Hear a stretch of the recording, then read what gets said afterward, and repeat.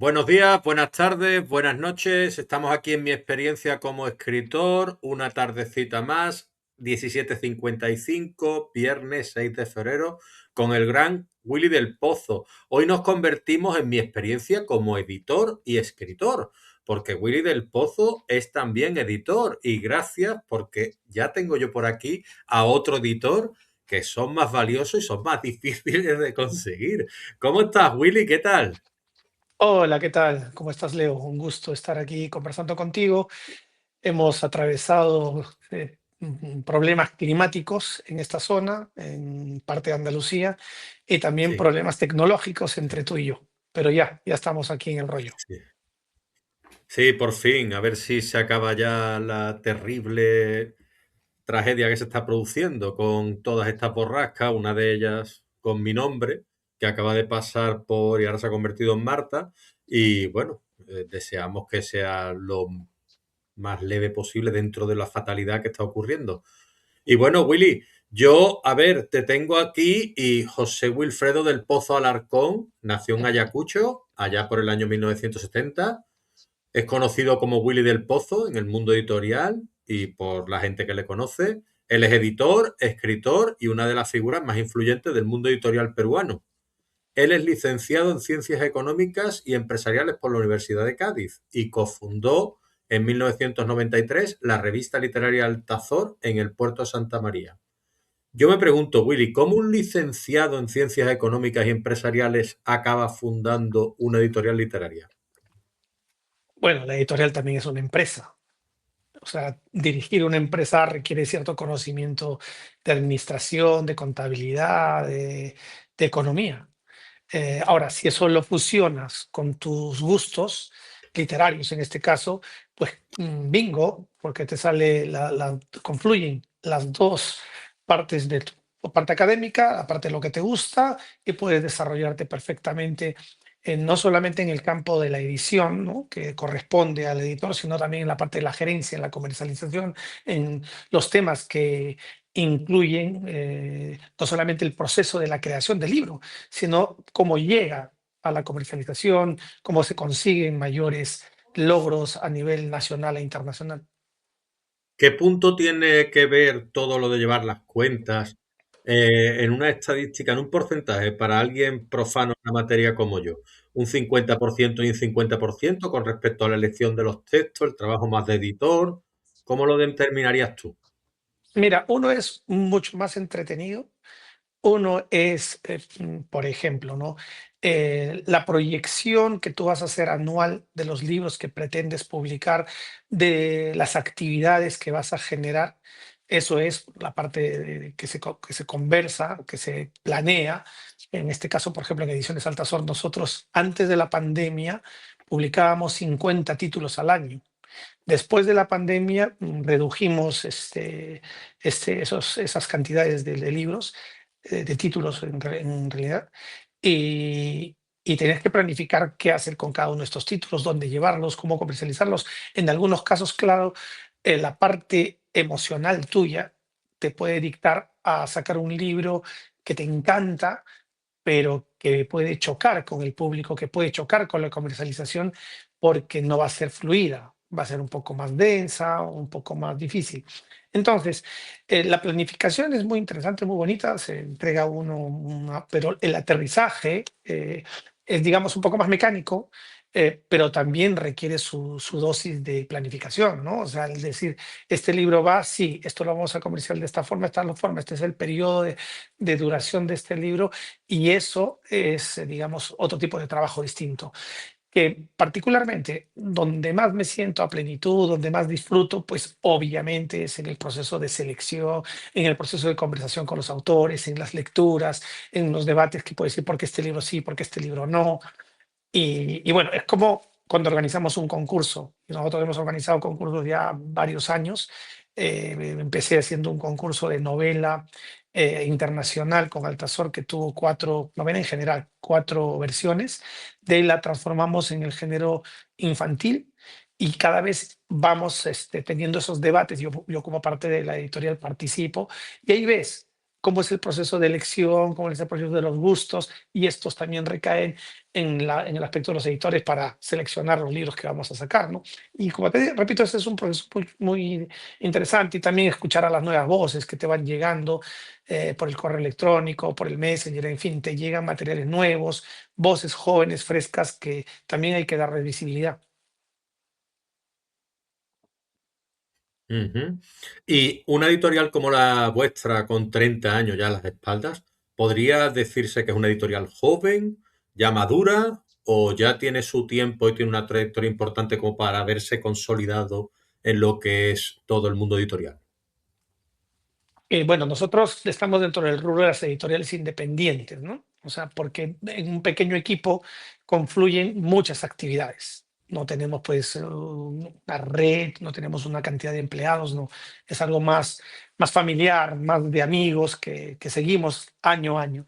Obviamente, transcurrido este tiempo, 30 años ya es un balance significativo de todo lo que hemos hecho y hemos logrado, ¿no? Entonces no soy ya una editorial joven, obviamente, pero sí considero que en los libros que sacamos siempre estamos adelantándonos, pensando cómo innovar, qué cosita cambiar, por qué viene este formato, por qué lo otro, y esas cosas pues le dan dinamismo y hacen que la frescura todavía continúe, que no pueda catalogar, bueno, ya me cerré, ya tengo mis clásicos y este es mi formato. No, siempre intentamos buscar distintas aristas, distintas formas de nuevas expresiones, tanto visuales, que a mí me gusta mucho, ¿no? Y además a este tema de la pandemia, que hubo una ebullición de los libros digitales, incluso se pensó que los libros digitales iban a desplazar al libro físico, entonces había que pensar el libro ya como un objeto de culto, como un objeto de decoración, como algo más adicional que pueda tener el libro, que te separe un poco de ese otro que venía con fuerza, que era lo digital, ¿no? Entonces, siempre hay que estar con este tema de la creatividad, de ver qué detallitos le puedes poner, qué te puede diferenciar de lo que hay en el mercado, y eso pues es parte de sentirse un poco más joven, ¿no? Como apasionado de la literatura, ¿tú crees que el libro desaparecerá y se convertirá en un objeto de adorno, como un cuadro que se puede, digamos, bueno, hay cuadros que a lo mejor están en casa y que tú simplemente lo tienes de adorno y otros que se pueden apreciar? Pero ¿serán los libros eso que y nos quedaremos con los digitales o tú crees que perdurará el papel para siempre? Mira, yo te voy a hablar de mi experiencia como lector mía, también de mi entorno y también de cómo veo a la gente joven. En realidad, personalmente, yo no soy de leer en digital, no me siento cómodo, yo necesito tener el contacto con el libro, tener el contacto de las sensaciones que te puede brindar una lectura en el libro, en la mano, ¿no? Que es muy distinta a lo tecnológico. Si vemos en el tema del Perú, los accesos todavía a la parte digital siempre son menores que el papel, ¿no? El papel es mucho más masivo. Y si tú le das, como te dije, esos añadidos, yo creo que de todas formas pueden convivir ambas propuestas, pero si tendría que defender y si tendría que motivar yo en una conversación, en un diálogo para convencer a la gente que lea en papel, pues siempre va a ser para mí una lectura preferida. Que sí, que ocupan espacios, que sí, que cada vez los espacios son más pequeños, que nos estamos acercando al oriental, que ya no queremos casas grandes, que estamos cada vez más pequeños. Pues sí, y el libro se va a convertir cada vez digamos, ya no hay cabida para un libro más. No sé si tú habrás leído una novela de Mario Vargas Llosa, Los cuadernos de Don Rigoberto. No, En no lo he esa leído. novela no se trata de un espacio, pero sí se trata de una pasión del autor por sus libros, ¿no? No recuerdo la cantidad de ejemplares que tenía en su biblioteca, pero pongamos que sean 100. Sus 100 libros sagrados, sus 100 libros que él le rinde culto. Pero siempre hay que renovarlo, hay que leer algo más que puede acercarte. Entonces llegan a él, va leyendo, y si está un libro no a la altura, pues lo desecha, lo regala, en fin, lo lee, pero ya. Pero si un libro está a la altura, reemplaza uno de esos, coloca el nuevo, y lastimosamente en el pensamiento de don Rigoberto, ese libro ya no debe tener vida y lo pone como si fuera leña, ¿no? En su chimenea. Eh, Esto nos da a que valorizamos, o sea, lo tenemos como si fuera algo sagrado para nosotros, ¿no? Algo, nuestro espacio vital. Y yo digo, y he estado en casas de escritores acá en España, en el puerto de Santa María y en Madrid, donde por donde vas en su casa hay libros. O sea, su sala, libros, su cocina, libros, su habitación, libros, su escritorio, ya el escritorio es algo escandaloso, libros desde el piso hasta el techo. O sea, yo me quedo maravillado, qué lindo que exista, ¿no? Que existan personas que el libro lo ve como si fuera una parte decorativa. Y también recuerdo de un escritor, Gonzalo, ay, su apellido no me acuerdo, un escritor chileno, hace muchos años que estuve con él en el puerto de Santa María y vivía en un departamento igual. Tú respirabas arte porque estaba cargado de cuadros de diversos tamaños y como a mí me gusta, y siempre le tengo el temor a lo blanco, la página blanca, me gusta recargarlo todo, incluso en las ediciones de Altazor, en la página de respeto, que debe ser blanca, hay texto, hay cosas. No, no me gusta que, me gustan las cosas recargadas. Entonces, ahí podías encontrar igual sus bibliotecas arrumadas en distintas posiciones. Y en fin, para mí eso me gusta, ¿no? Y estas navidades, por ejemplo, he visto algunos árboles de amigos de Navidad que han hecho con libros, que me parece bonito, ¿no? O sea, que sirva el libro no solamente como algo para leer, algo para compartir, porque lo puedes prestar, obviamente, pero también que te sirva como un adorno, que sientas orgullo de decir, mira, te presento a mis hijos todos los que he leído, ya llevo 200, llevo 300. Y tú cuando vas, al menos me pasa a mí, cuando voy a casa de alguien y tengo acceso a los libros, ¡pum! Empiezo a ver, ¿no? Y empiezo más o menos a calificar, pues bueno, a este señor le gusta más este corte, le va por esta tendencia a base de sus libros. Y más o menos puedo echarle, de repente erradamente, eso no tiene por qué ser, entender la verdad, pero puedo tener algo de la personalidad de quien es mi anfitrión a través de sus libros.